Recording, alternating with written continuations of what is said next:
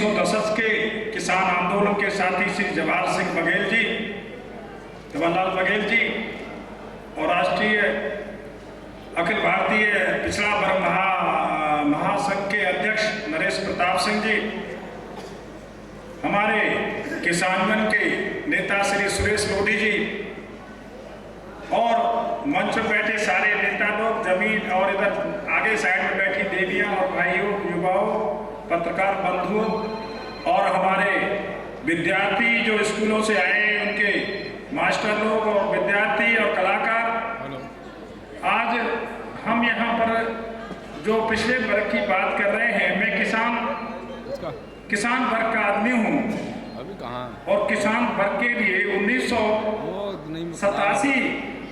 3 मार्च 1987 से देश भर में किसान आंदोलन में काम करता हूँ।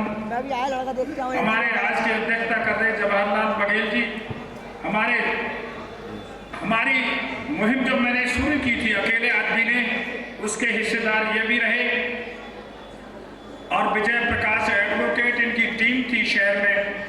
तो आज हम उसमें ही काम कर रहे हैं। राजनीति से पिप्पल जी की तरह से हमारा भी कोई सरोकार नहीं है।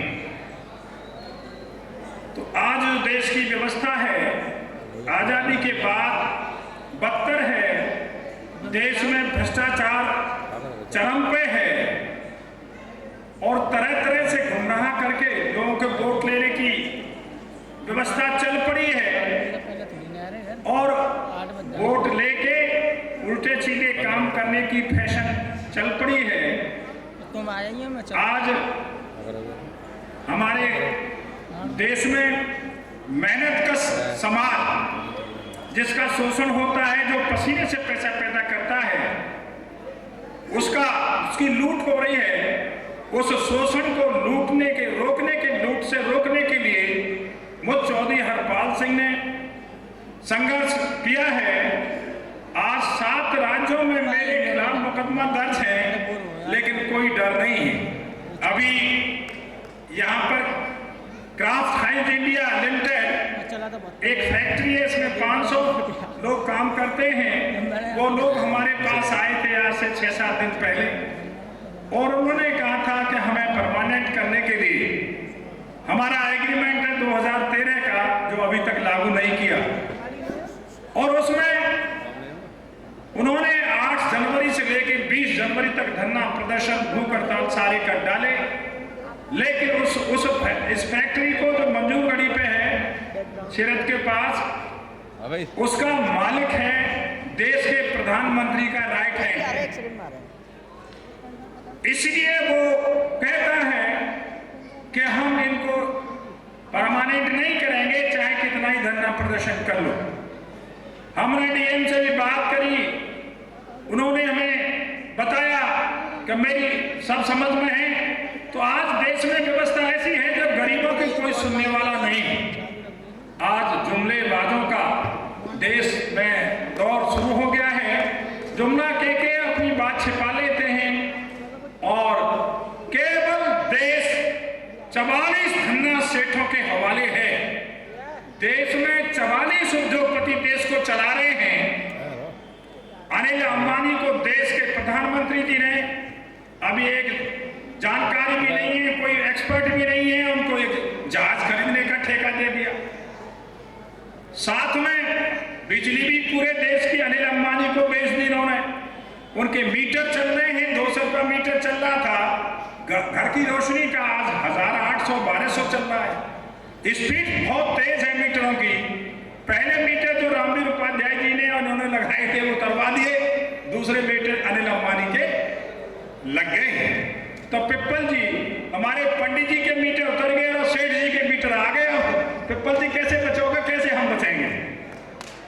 तो आज हमें खेती की बात के लिए रामवीर सिंह यादव, जो पिछड़ा वर्ग महासंघ के प्रदेश अध्यक्ष हैं, पिछली साल भी मुझे इन्होंने बुलाया था, और आज नरेश प्रताप सिंह जो राष्ट्रीय अध्यक्ष हैं, उन्होंने मुझे बुलाया। हालांकि देर से आया, लेकिन कब फिर भी। तो आज हमारे देश में जो व्यवस्था है दूषित है, भ्रष्टाचार चरम पे है। जहां भी देखो वो भ्रष्टाचार दिखाई लेकिन देश के प्रधानमंत्री ये कहते नहीं थकते हैं सभाओं में कि देश में भ्रष्टाचार खत्म हो गया है, लेकिन कथनी करने में बहुत बड़ा अंतर है। निश्चित मान लीजिए कि देश पूंजीवादी व्यवस्था से ग्रसित हो गया है।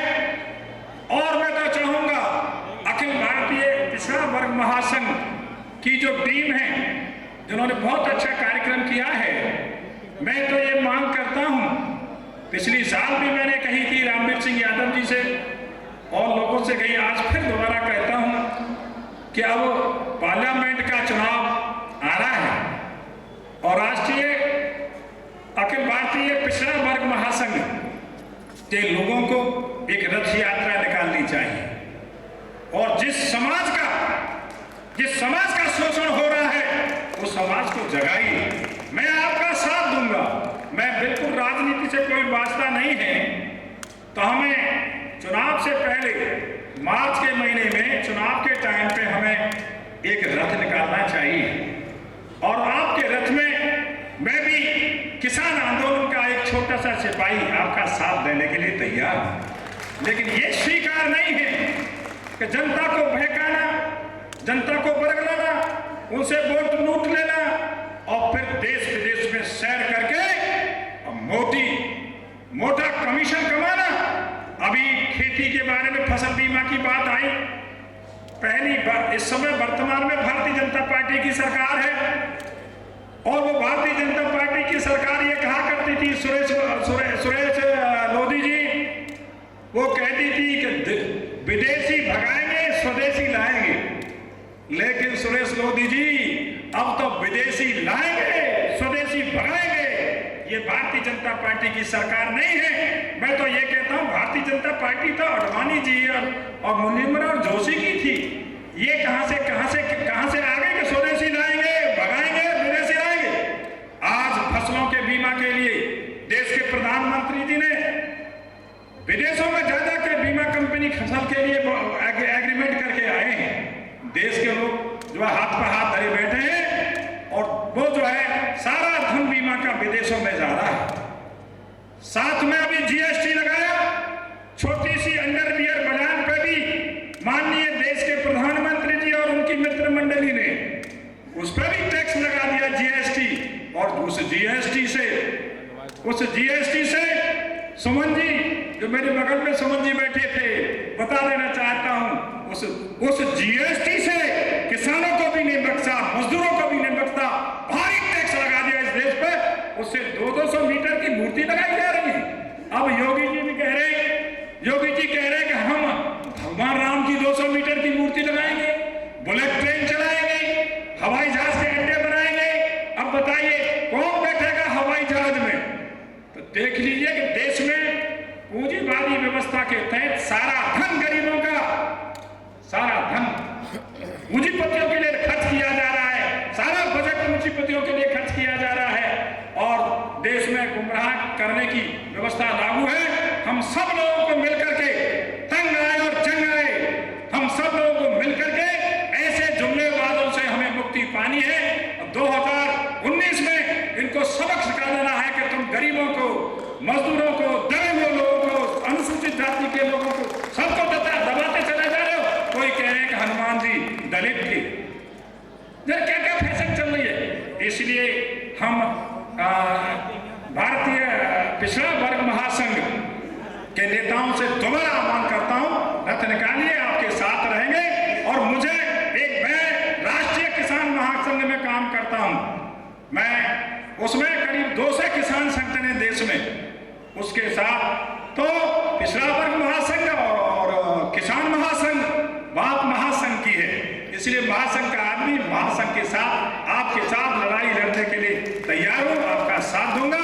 और हमें उन लोगों को उनका हक पर ढका जा रहा है जिनका शोषण किया जा रहा है देश की आजादी से लेकर आज तक, आज 70-71 साल हो गए, तो उसमें हकों पर ढाका है, ढाका बढ़ता ही जा रहा है, कम नहीं हो रहा है। तो मैं क्षमा चाहूंगा कि मैं ज्यादा बोल दिया। जय हिंद, जय भारत।